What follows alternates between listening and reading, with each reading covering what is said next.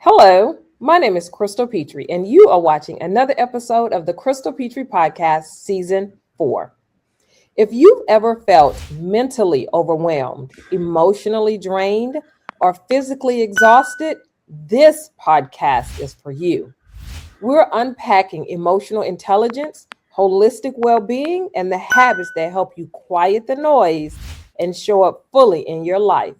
Get ready for practical wisdom that fuels clarity, balance, and purpose. Welcome to the podcast, Mr. Stan Gibson. How are you? I'm fine, Crystal. Thank you so much. I'm excited. Let's get after this. Let's have some fun today. Exactly. I have been waiting so long to speak to you, so I'm glad the day is finally here. So, Stan, where in the world are you? So I'm in sunny Scottsdale, Arizona. So we came here about 4 years ago when my daughter and son-in-law had twin boys. It's our only grandchildren, and we came to see them born, and we just never left. So I think we've outstayed our welcome. But we're here for 4 years now, and we spend our summers in beautiful Iowa, which is where we had been for 30 years. But nothing wrong with Scottsdale, especially in February. Especially in February, January, February, you are correct. Okay, so let's talk about emotional intelligence. I feel like it's one of these clickbait words now. We hear it all the time. People just kind of throw it around. Can you explain to myself and my community what is emotional intelligence in everyday life? Not just in theory, not just what we hear being thrown around. Yeah, sure, Crystal. So, I work with a lot of leadership groups. I work with C-suites, but I work with people because I firmly believe that emotional intelligence is absolutely the foundation for being a good leader. It's knowing who you are and knowing who you're not. It's your ability to self-regulate. It's your ability to have a mental awareness about yourself so that you can leverage appropriately throughout the day. I often say, we need to be in the right swim lane. We need to be the Katie Ledecky, the Michael Phelps of our swim lane. We need to be that person that can win any race by 5/100,000ths of a second. And when we're in that swim lane and we know ourselves and we have the emotional intelligence, we're always swimming with the stream, not upstream. And then we can look for the people that do what we don't do. We not only have our own self-awareness, but we have awareness of the people that we work with. We have awareness with our spouses and with the people that, we spend the most time with. That's when the beauty starts to take place, because then we're not trying to be all things to all people. We can be ourselves, and we can surround ourselves with people and leverage those strengths to where we can kind of have a completeness around us. That's, to me, what the beauty around emotional intelligence, Crystal. Okay, so Stan, tell me, what are some early signs, or how do people know when they themselves or maybe someone in their circle has become emotionally disconnected or emotionally overwhelmed? Yeah. So, hey, this is beautiful because, I give a couple of assessments when I work with clients, but one of them is Clifton Strength Finders. And if you're familiar with Clifton Strength Finders, if you're not, there are 34 attributes. There are 34 terms that you take this assessment and you wake up with 5 of them. They're yours. Now they can change in the season of life you're in, Crystal, but you wake up with just 5 of them, and those are your strengths. And when we know those strengths in your emotional intelligence, we then get granular with it, and we get down into a paragraph. And we get down into a paragraph using those 5 strengths so that we know what your genius is. Now, to answer your question, those 5 strengths, when you're not getting enough sleep, you're not getting the right nutrition, you're not exercising, those same 5 strengths become atrophy for you. They start to develop kryptonite. So then we go in and we start to understand not only what is your genius paragraph, but what is your kryptonite paragraph. What's the kryptonite around those very 5 attributes that make you so wonderful that when you're not getting the right sleep, the right nutrition, you're not visualizing, you're not getting meditation, you're not doing all the right things, then the kryptonite comes out. I have a saying, Crystal. I always say, I want to be good Stan 80 to 85% of the time. I know I can't be 100%. I don't walk on water, but I tell you what, I want to be good Stan 80 to 85% of the time. Now, if it's 50-50, I'm good, Stan, 50% of the time, and kryptonite 50, I'm out of balance and something's wrong. Mm-hmm. And, this is something that I've done with my wife as well, because I want her to know when I'm out of balance. I want her to know when my kryptonite's coming out. It's not personal. It's just I'm obviously deficient in something that I need to, rethink, whether it's getting sleep, might be coming down with something. But that's when you start to know that you're out of balance, is when those same 5 strengths start to work against you. And how do you figure out these 5 strengths? Okay, so there's an assessment, again, Clifton Strength Finders, and so I have a couple of assessments that I will take clients through depending on their level of leadership and their maturity in leadership. But one of them is going to be Culture Index. The other is going to be Clifton Strength Finders. And then if we really want to get deep, we'll go into the Enneagram. And the Enneagram is something that has, it's over 1,500 years old. It is just, it's a DNA thing. And when I say a DNA thing, it's not a season of life. It really talks about your DNA as to how you're wired. But when you want to know the 5 strengths, that comes through the Clifton Strength Finders. And so there's an assessment, take you maybe 20 minutes to take. I get the results, and then we start to work on it. We start to see what the top 5 are. And I don't neglect the bottom, numbers 29 through 34 either. Because we also want to make sure that you don't have any of the, not that we want to focus on what's wrong. In fact, that's one thing I like to do, is focus on what's strong, not what's wrong. But we also want to make sure that we understand what are the ones at the very end. And it doesn't mean that you're bad at them. It just means that you don't have the energy around certain things. Mm-hmm. For example, one of my lower ones is empathy. I'll cry at any movie. I have empathy for everybody, but that's not it's down towards the end, because I don't read the room as well. I don't read the emotion, Crystal. Like if you were really having a bad day, people with strong empathy, they can just read you. They can read the room. In fact, they start to take on the pressure of the room when they feel like there's a lot of anxiety. I don't have that gene. I still have empathy. I just don't have that gift. It's just lower in my 34. What I do have is I have 5. For example, mine, I have strategic, which doesn't mean I'm the smartest guy in the room. It just means that I filter very quickly. When you give me 9 options, I can discard 7 very quickly and take what I think are the top 2, right, wrong, or indifferent. That's strategic. I can filter very quickly. I also have activator, which means that I get things going. Now, if you can imagine, that is very good. I was an executive in Fortune 250s for close to 40 years. That activator served me well until it didn't, because also that activator, I could move too fast. And when you pair activator with strategic, I'm now filtering and I'm moving at a quick pace. Well, what am I missing in detail? So I always surrounded myself with people that had analytical capabilities, and that was their gift, their strength, because they could slow me down. I could speed them up. And then I had other gifts too. My other 5 was one's called Woo, winning others over, WOO. And that's my ability to just naturally get up. I do a lot of keynote speaking. And I can read the room very well. I can get up and I can talk, I can just understand, I think, where the audience is going, where what they want to get. I have Woo. Another one's communication. I can, I just have a way. Words are my currency, I guess is one way of putting it. And then I have a 5th one that's called focus. I'm able to go ahead and map out the next 30 days, the next 90 days, the next 120 days. So when I take those 5 strengths, and yours are going to look very different, Crystal, if you took this. In fact, if you took all 34 strengths and you were to put them in some algorithm and say, how many combinations of uniqueness can I come up with? It's close to 33 million different variations that these 34 strengths can come up. Yeah. So you can see the uniqueness of you, Crystal, of me, of everybody listening.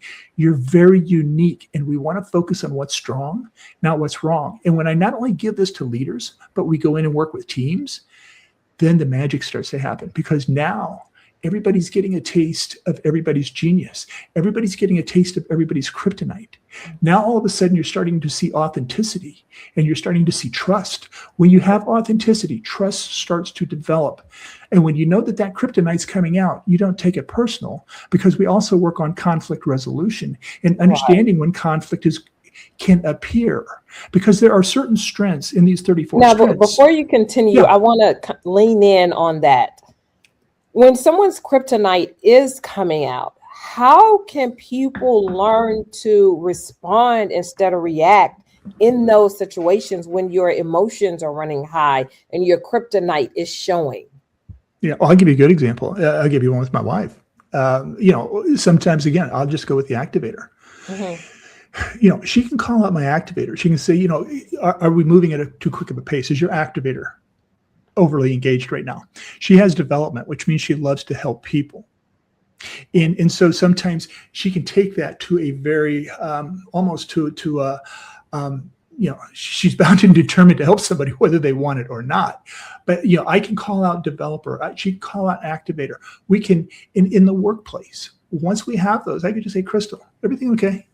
You can answer me and say, yeah, everything's fine. No, I can tell. Yeah, because we've talked a little bit. Which of your strengths is maybe working against you, and is there something going on that's causing you to not be in your genius? Because I can tell you're definitely, some of your kryptonite's coming out, or at least it feels that way. Can we talk about it? So once you have a common language, Crystal, at least you can start to talk about it, and you can start to realize that there's very little maliciousness going on. It's just people are they're having a bad day, a bad week, and something needs to be brought to the table. This next question, I feel like a lot of people may not realize it, but then again, maybe they do. When you have unresolved emotional conflict, you're upset, you're sad, you're angry, frustrated, and you've been in that place for a while, eventually that shows up physically within you. That shows up physically. How do you fix that, for lack of a better word? The unresolved emotions that eventually will show up physically within your body. Yeah, it's a great question because it's what comes first, the chicken or the egg. But you've got to really, once just having that self-awareness, something's off. You definitely know something's off. Labeling it, I feel dejected, I feel this, I feel anxious, I feel being able to just come to grips with the fact that things aren't right now, and you're not going to flip a switch, Crystal, and they're just going to go away. But something's going on. Something's going on either relationally, physically, or emotionally. And, one of the things that I do, because our brain, I get into all the neuroscience of well-being. I get into the neuroscience of the emotional intelligence. And I will tell you what, there's typically a disconnect going on somewhere in your neurotransmitters. There's something going on in your brain, your heart, your physiological aspect that is causing you to be in this state. I don't want to sound too elementary here, but I will tell you what, to the best of your ability that you can get out and get away from what I call digital dementia. Get away from the things that are probably weighing you down. Get outside and see some sunshine. Get outside and get some exercise. The things that go on in our brain, Crystal, I mean, everything from, lowering cortisol to dopamine, serotonin, to another, neurotransmitter called brain-derived neurotrophic factor. It's a BDNF, but it's something that kind of puts your brain cells on a rinse cycle. Getting out and getting this sunlight, this exposure, and getting in touch with nature can have an absolutely wonderful effect. And it isn't going to happen day one. It's just going to happen day 2, day 3. You've got to take care of yourself. You've got to take care of yourself. And I do it through so many different ways. And we can get into that when we talk about, physical well-being. But I think that just labeling it and then getting out and taking care of you. I'm a big believer in, you've got to be a little selfish to be a servant leader. You've got to be selfish to be a servant leader. You've got to take care of you. And if you don't have the right routines in place, it's going to be hard to take care of you. That not only includes morning routines, that includes evening routines, that includes weekend routines, quarterly routines. I have a lot of different routines that I calendar, just like I do this meeting I had with you, this podcast I had with you. They're in my calendar. And when you can get into these routines, you can safeguard yourself against getting into these situations a little better than most people. And you've done an excellent job, and I know it wasn't overnight, Stan.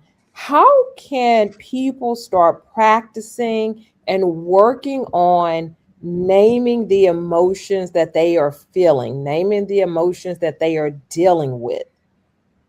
Yeah, it's again, probably comes back again to, emotional intelligence and self-regulation, and, know who you are and know who you're not. Mm-hmm. But, if it's at home, sometimes with the spouse, you know what, it's just going to be, either I'm feeling anxious, I'm feeling dejected. I mean, there's always the, the 5 love languages, that we often talk about, and, understanding which, what this emotion is that you're feeling. I journal a lot. And journaling is one of the best ways to just, start to put your thoughts down on paper.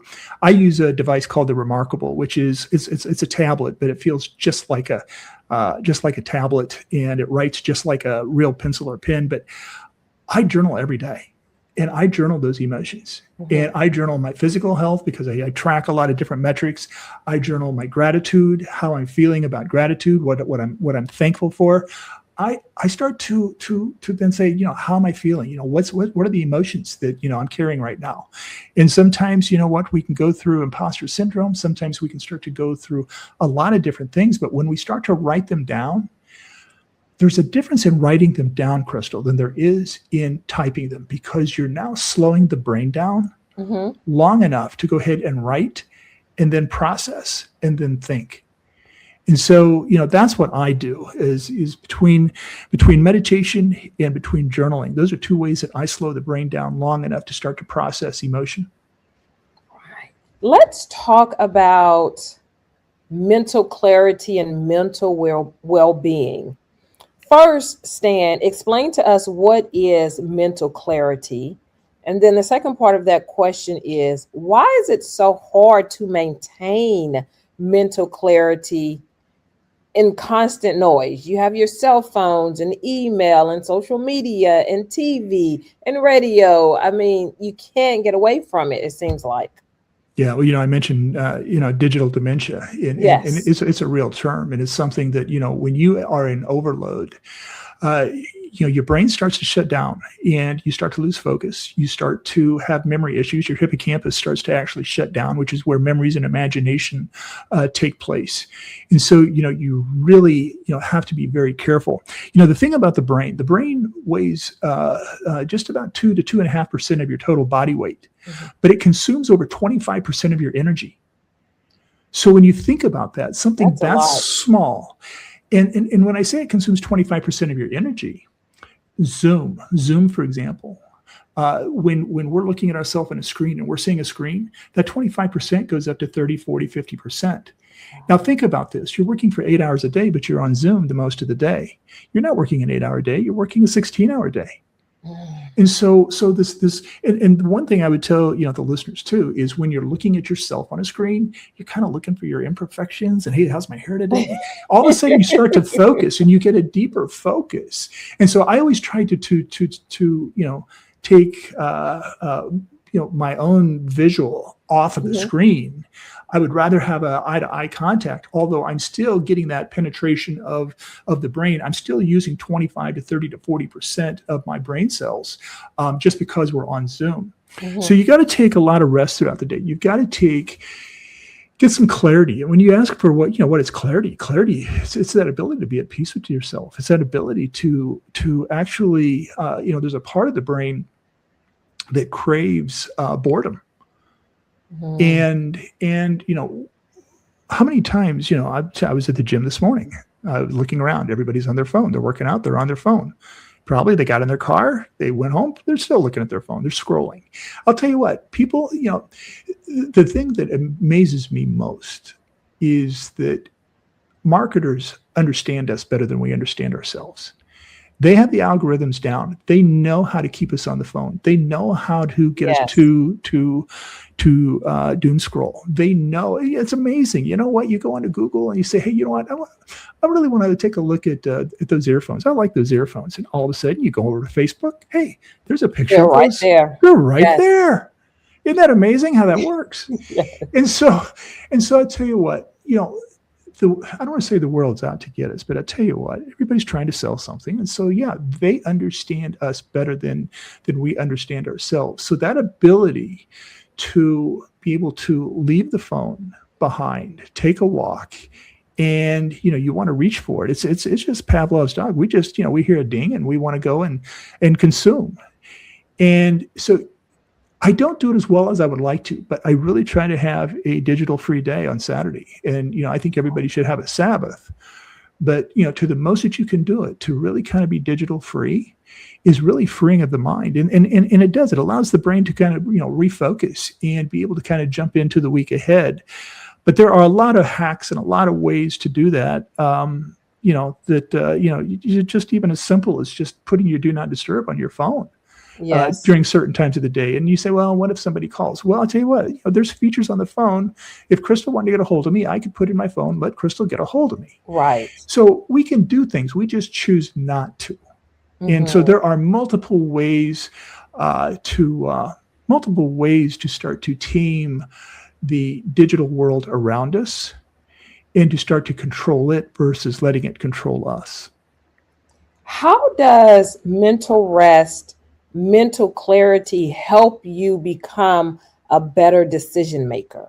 No, it's all about focus. It's all about focus. And again, I'll go back to the hippocampus. The hippocampus, the part of the brain, it's kind of shaped a little bit like a seahorse. And there's, when I say hippocampus, there's two. There's one on both sides of the brain, but it's that area where you start to have, you have your earliest memories, and it's this data bank of memories. And it's this area where you have imagination. It's this area where your brain just actually activates. And the more we are consuming digital information, the less we're working out, the less we're eating well. And I've got even with my clients, I give them, here's 10 things to eat that'll always keep you mentally alert. Mm-hmm. So there are certain foods we eat, certain exercises we do. There's certain meditation. What are some of those foods? Oh, blueberries. I start off every morning with blueberries. And, coffee's got antioxidants, but in fact, the coffee that I have, I find it tastes better is I do mushroom coffee. It's got a little bit less caffeine, but it's got a lot more antioxidants and it's got brain chemicals in it. Of course, then you can get into, the other stuff. Any of your leafy, broccoli, any of your leafy vegetables are really going to be excellent for you. Quinoa is going to be good for you. Yogurt. I've got like 10 walnuts. I always have a little bag of mixed walnuts, and just because I like to sin a little bit, I'll throw in some craisins or something in there to give it some flavor. But I've always got some fat to be able to consume during the day. And the other thing I would say too is water. Water. Our brains are 80%. It depends on the organ in the body, because some organs like the lungs might be 65% water, but the brain itself is 85%. There are different parts of our body that I think the lowest one has only a 65% water content. So when you combine them all, our body is made up of water. And so let's just say 80 to 85%. So if you are dehydrated, all of a sudden your focus goes down. Your brain goes down. You start to get, lethargic. And so, as you can probably see, is while we're doing this, I've got a drink right here. I've got my coffee over here, but I'm always trying to keep hydrated, 12, 13, 14, cups of whatever, or, drinks a day. How closely, and I would assume very closely, how closely is emotional health and nutrition connected? Seems like it's hand in glove. I'll tell you what, one serves the other. And, there's a lot of good books out there, and I'd have to, we can put them in the show notes, but there's a lot of good books about the gut is your second brain. Mm-hmm. The gut is your second brain. And so what we put in our gut, we've got over 1 trillion, things going on in our gut, and we want to feed the good guys and we want to starve the bad guys. Mm-hmm. Bacteria is what I'm looking for. We got like 1 trillion components of bacteria in our gut. And so, that's why the first thing in the morning, that's why I'm eating yogurt. That's why I'm eating, probiotic, type foods, a little bit of kombucha during the day. I want to feed the gut because the gut feeds the heart feeds the brain. There is a direct link from the gut into the heart, into the body, into the brain. And so the better you eat, the better you're going to feel. And the other thing too is what you eat dictates how you sleep, and how you sleep dictates how you prepare for the next day. So my wife and I are very, very conscientious. We can always tell when we go out and, we might have something that isn't quite as healthy. We know that night's sleep probably isn't going to be optimal. We know the next morning isn't going to be quite optimal. And so it gives us more of the ability and the desire to evidence stack. Evidence stack, what I mean by that is, what is the evidence that we stacked up when we eat well, we sleep well, we perform well, we think well, we focus well. So yes, the gut has very much a direct impact, on the body. And the other thing, a question you didn't ask here, but I think it's relevant. The gut has a direct impact, but we can sit here and talk about sleep. We can talk about, what to eat. We can talk about all the physiological things that you should be doing to live longer. And science shows that we can get you to probably, providing you don't have, anything that, car accident or something else, you can live 25% longer. But the one thing that can prolong your life most are healthy relationships. Healthy relationships actually will prolong your life by up to 60%. I mean, from 25 to 60%. And when we think about it, healthy relationships, when we're mourning and, we're grieving, or we're going through a divorce, or we're going through something, certain things start to happen. Number one, your blood vessels start to restrict, and it's harder to push blood through the vessels into the heart. That's why we say we can die of a broken heart. Well, we can, because we're not getting the blood flowing into the heart as well as we should and we could. And so, when we're not getting blood into the heart, we're also not getting our the hippocampus and getting the parts of the brain activated, and we start to forget. If you ever meet somebody that's going through a really hard time, whether they're grieving or going through a bad relationship, you'll notice that their memory isn't quite what it normally is. It's true. And it's because of this physiological effect of your blood vessels are all restricting, and you're just not getting blood flow through to the heart, through to the brain, and you're starting to shut down a little bit, and you're not thinking with logic, you're thinking with feelings. And that always kind of gets us in trouble in those situations. Stan, you were talking about, eating your probiotic yogurt, eating your blueberries, your walnuts. How can people build healthier eating without restriction, without starving themselves in the process of trying to do it? Yeah, I would like to say do as I say, or don't do as I do, because my wife and I mean, we're still like last night. You know what? We went and watched our grandson's, some athletic thing, and then afterwards we all went to a restaurant, and we had something that we knew last night's sleep probably wasn't going to be optimal. However, and I always say that 100% is easier than 95%. But I will admit, my wife and I probably practice more 90 to 95%, just because life gets in the way, and sometimes you're gonna go out and you're gonna do things. But I will tell you what: to have good habits, number one, we really try to keep the pantry, keep the refrigerator about as clean as possible. Yes, because this is a part of, even if you read Atomic Habits by James Clear, and you read The Power of Habit, your environment is a big component of, the habits you keep. And so, I have pretty much, because of the logistics, there are certain products that are really good, organic at Costco. In fact, I did a blog on this in my newsletter probably about 8 months ago, and it got a lot of hits. I said, here are the top 10 things you can buy at Costco that will keep you healthy. A lot of protein, ton of protein. I really believe in protein, but there were other things too. So I have certain things. I don't go too far out of it, and they're all really good things to eat. At Costco, I go to Trader Joe's, and then I might hit a Sprouts or some other healthy place. But it just depends. I have a staple of things that I like to put in our refrigerator, in our pantry, and even the sinful things. It might be popcorn, but it might be it's not going to be the kettle corn. It's going to be something that, it still has a certain amount, low calories, but it's still going to have a certain amount of protein. It gives you a crunch. Even if you do it a little closer to bedtime, which I don't recommend, it isn't going to throw your night's sleep off. So I have habits, and and if anybody wants to, get in touch with me and say, what are these things that you get? I will send you personally. I will send you the Costco grocery list. I will send you the Trader Joe's. There are just certain things that I believe that even quinoa. Well, how do you take the time to prepare all this stuff? I'll tell you what, the stuff they have at Costco, they've got quinoa in these bags that take 2 minutes to prepare. And they are so healthy, so phenomenal. And my wife and I can cook dinner each and every night in probably 15 minutes at most, eat plenty, have a lot of good protein, have a lot of good vegetables. If you watch, you can do it. You can do it right, Crystal. You can do it right. Let's talk about the importance of sleep, because sometimes I feel like not here lately, but sometimes I feel like people overlook the power and importance of getting enough rest every night.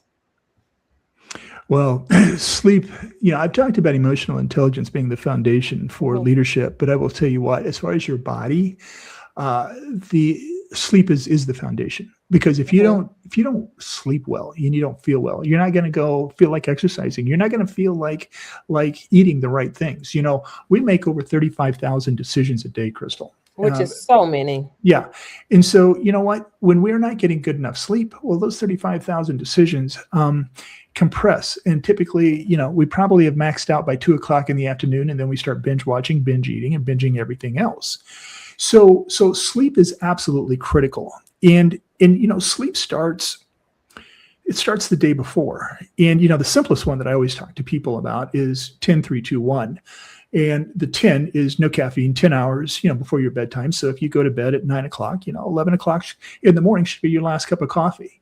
The 3 portion is, don't eat 3 hours before you go to bed, because you're not going to get, and I will also include alcohol in there, because we have 4 stages of sleep that we go through during the night. And you're going to say, but a little bit of alcohol just takes the edge off. No, it doesn't. What it does, it may put you to sleep, but it's not going to put you through the 4 stages of sleep. And the most important ones being deep and REM, or rapid eye movement. So 3 hours before you eat your last meal, hopefully if you had a drink, you had a glass of water with it to dilute.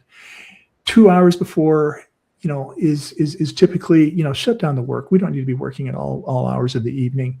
An hour before, shut down, the lights, get everything nice. Let the natural melatonin start to come in.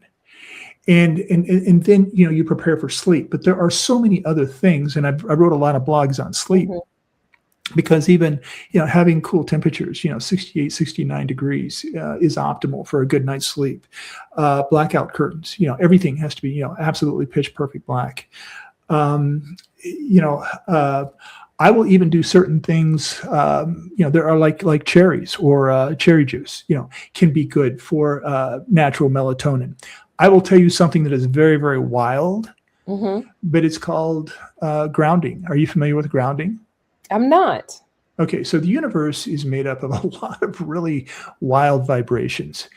And so one of the things that we can do, and I once met a really unique sleep coach working with a lot of executives, and everything he was trying wasn't working.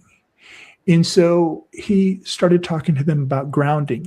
Grounding is when we actually go outside and put our feet in the ground. With no shoes and socks on. I've heard of this. I did not know what the language was. The title. So you go out there and you start to get these vibrations from the universe, and I do them in the morning as best as I can when I can, because it activates the circadian rhythm. It activates the body, and then the evening, if you do it, it starts to introduce the melatonin. It starts to put your body at ease and at rest. Mm-hmm. Now, if you can't do that, you do what I did, and that's, go onto Amazon, and I bought grounding sheets. So I have sheets on our bed that I plug in, and it's the one long prong, not the 3 prongs, but the one long prong, which is the grounding plug that goes into the outlet. And then I have grounding sheets. So I get a grounding effect while I'm sleeping. Now, you can also have mats underneath your desk. if you are barefoot and you want to be grounded during the day, even though you're inside, but you're getting the grounding effect from outside. So again, it's kind of a wild notion, but I'll tell you what, most people in the business that I'm in are very familiar with grounding, and they do it as often as possible, even if it's just hugging a tree, getting your feet out in the grass, the sand, whatever you have, you're going to feel the energy from just the universe start to just, give you the appropriate energy that you need. Let's talk about soul and inner alignment here. What does it mean to care for your soul in a practical way? And I understand that probably there's some people that's listening that maybe, I don't know if they believe in a soul or not, or whatever, their beliefs are. But for those who may believe in it, who's thinking about it, what does it mean to care for your soul? Yeah. Well, let's define soul, because, if you're looking, the Hebrew word for soul is going to be, it's not just your faith. Your Hebrew side is it's you. It's your thoughts, your emotions, it's your physical attributes, it's your mental. Your soul is you, all wrapped up into one. Some people when they say the word soul, they start to, make it faith-based or purpose-based. And I think that's fine too. But I do believe that you need to have a certain element of purpose in faith as a grounding effect for your life. Now, while I have a lot of clients, and some are Christians, some are agnostic, some are, they're across the board, and that's fine. That's fine. I'm not here to convert people, but I will tell people that, again, there is a grounding effect in faith, in spiritualism. I don't know. Are you familiar with the Blue Zone? The Blue Zone, I am not. So Dan Buettner is an author and a researcher. And Dan went and looked in the world for the 5 areas where people live past 100 years of age, centurions. And he came up with these 5 areas, and one was in Okinawa, one was in Greece, 2 were in Italy, or one was in Italy, another one in Costa Rica, and another one in Loma Linda, California, of all places. And the one in Loma Linda, California is because they're Seventh-day Adventist, and they practice a lot of spiritual-based practices, which is a lot of protein, Sabbath, minimal digital, phones and things of that nature. But the reason I bring this up is because of these 5 areas, what Dan Buettner found is that they all have 9 things in common. Mm-hmm. Even though they are geographically all across the globe, they have 9 things in common. But the first one for all 5 was purpose, purpose and soul. And in Japanese, they call it ikigai, which is it's a reason to wake up. In fact, if you were to ask somebody in Japan, when are you going to retire, they wouldn't. There is no word in the Japanese dictionary for retirement. It's ikigai. Wow. It's ikigai. It's a reason to wake up. Same thing in Costa Rica. Plana de Verde is the term that they use, which is, again, it's more of a purpose. It's a reason to wake up. So having that purpose and having that faith is very important. I do, because I am a Christian, and because I really, that's how I practice my soul, my faith. And I do carve out, 30 to 45 minutes every morning to make sure that I am grounded in spiritualism. Because I do believe that the universe is bigger than you and I, Crystal, and I do believe that. Thankfully, it is. You bet it is. And so, to me, it's what grounds me through, gets me through the hard times. Because again, the thing about life, Crystal, is it's not if you're going to have hard times; it's when. Everybody will have hard times. You cannot escape it. So, the thing that it teaches you perseverance, it teaches you character, it teaches you faith. And that's what hard times do. If you read the book of Job, it's absolutely, I've got a client right now that's going through one of the hardest times I can imagine. And I turned him on to Job, and he read it, and it was like, my goodness. He said, that's me. He said, talk about a hard time, Joe. Yeah, I mean, you got your best buddies all around saying, you know what, you must have done something. You must have really done something, because I tell you what, God wouldn't do this to you if you didn't have a reason. But I didn't do anything. I've been pretty clean. And so it's a great book. It's hard to read, but once he read it, and then he saw at the end that, he really was blessed at the end because he just had the faith and the perseverance, and it developed his character and everything else. So I do work with clients if they are open to the faith-based aspect of wanting to dive in emotionally with their faith. I'm all about that because I think that is it's an area, and I'll be honest with you, Chris. Sometimes when I'm up on stage, I will mention faith. And in fact, I was just out in California, and I didn't bring it up just to bring it up. It's because I was telling a story, and it happened to include my faith. And when I was signing books afterward, I had a lot of people come up and say, "Thank you. Thank you for mentioning faith. We can't do that today. We can't talk about that. We get in trouble." And it's like, that's why I'm so happy, to kind of be out of my own, to where I've had to recondition my brain to say, you know what, it's okay to talk about things that are important to me. And I'm not here to convert you. I'm just here to tell you that it's important for me. If it is for you, then let's talk about it. And, let's find out just how to go deeper in that area of life. What about inner alignment? How does that influence emotional intelligence? Well, when you say inner alignment, can you explain that? I really think it just goes back to being aligned spiritually, physically, emotionally. Yeah, mind, body, and soul. Mind, body, and soul. And so I believe that, again, we don't need to talk about balance. Who's got balance in today's crazy world?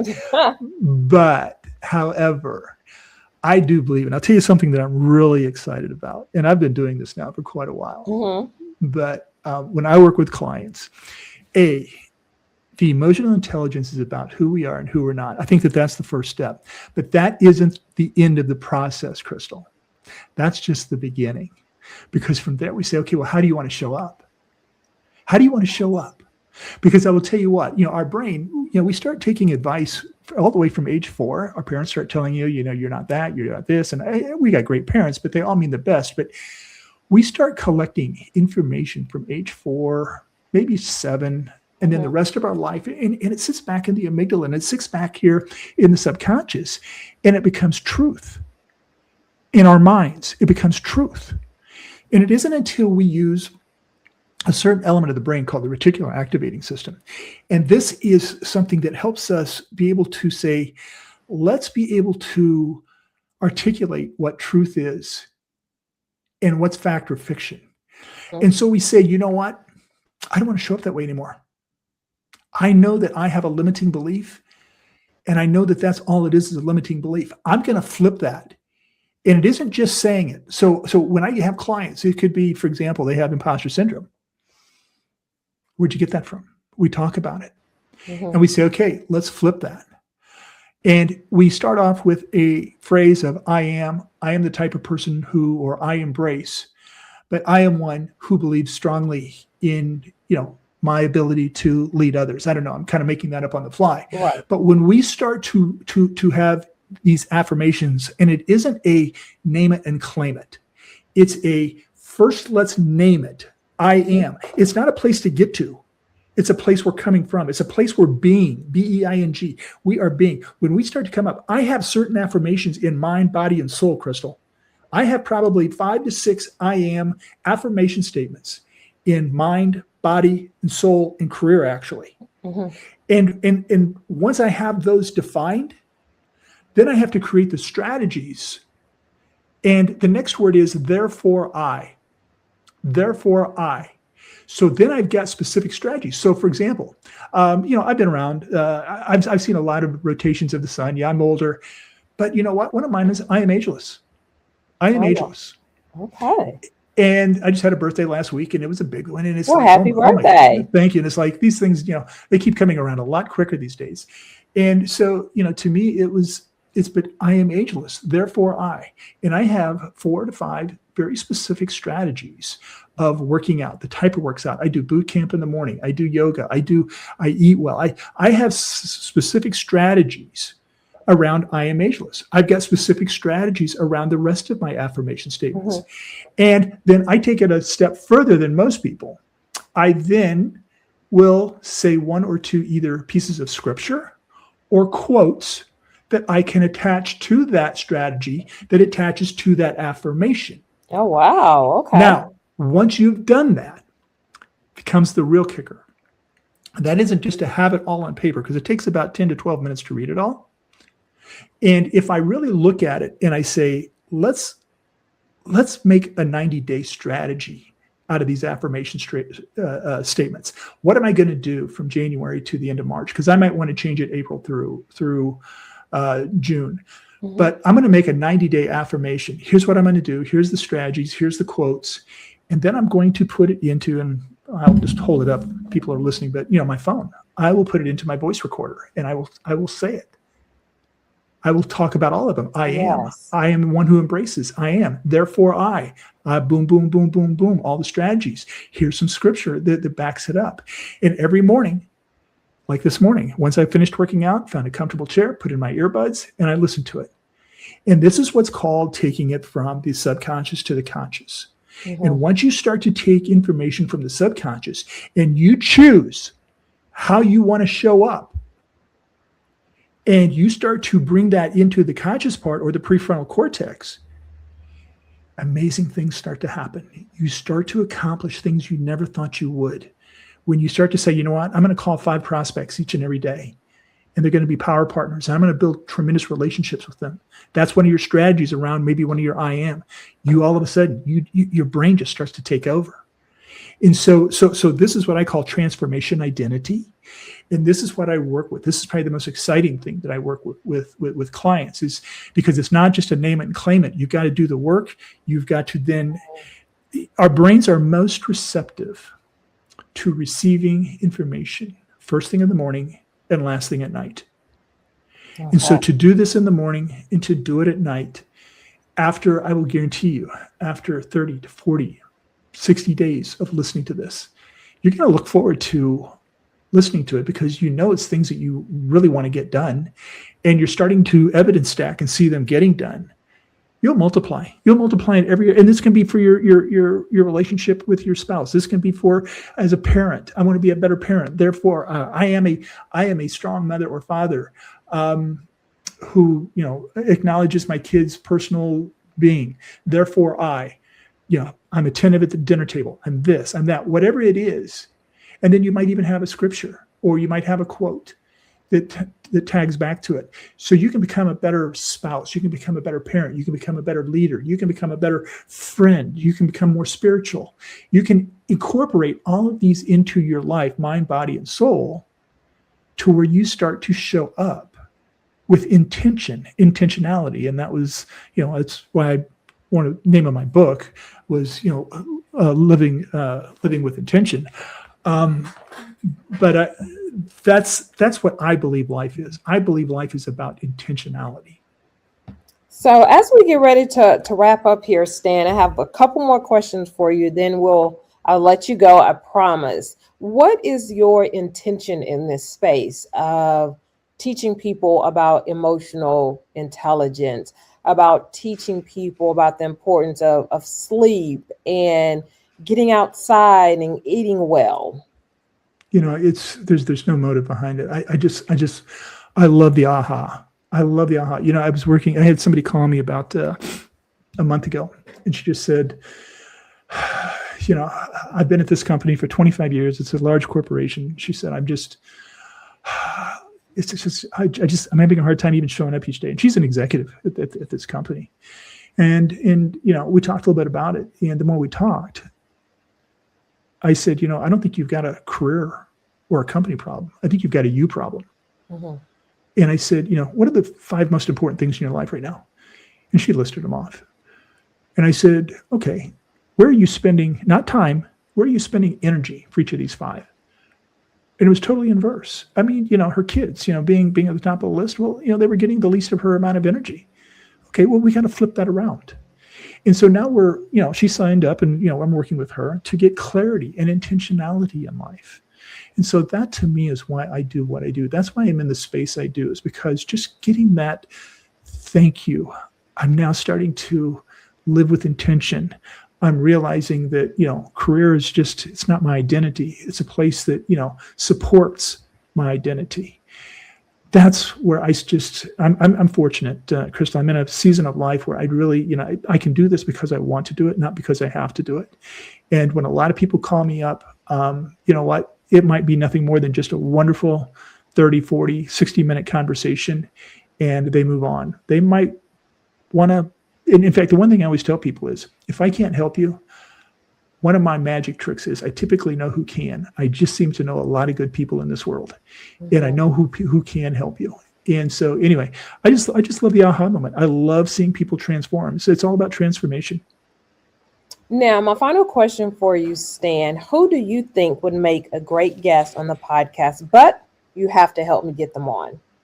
Well, I can do that for you. Like I said, I connect dots and I connect people. But the first one that comes to mind is a friend of mine that I've known now for about 2 years. But his name's Eric Recker. Well, Eric's he's kind of like Superman. It's like he's got his mild mannered. He's a dentist by day, but he's a Superman by night. He's climbed, I think, about every mountain there is. He has done probably 10, 12 triathlons. He just finished one. He's close to 50, but he's just such an interesting individual because he is driven so hard, and he realizes that his drive is his kryptonite, and that drive can work against you. And so he coaches people, and he's a wonderful coach. Bullied as a kid, so he wrote a couple of really good books about it. He's written his experiences about climbing mountains and about trying to get a quarter of a mile ahead of the Sherpas behind him, and realizing that he couldn't make it to the summit because he was going too fast. Mm-hmm. He wasn't at the pace that was appropriate. And so anyway, Eric Recker, I would love to introduce you to him. I think he would be a wonderful guest, and I think your audience will love him. Thank you, Mr. Stan Gibson, for being on this podcast and sharing your wisdom and your knowledge. I appreciate you so much. Thank you. And to my community, thank you so much for tuning in and listening. You can get Stan's podcast and all of my other podcasts on YouTube Podcasts as well as Apple Podcasts. And remember, you always have time to listen and learn on the go.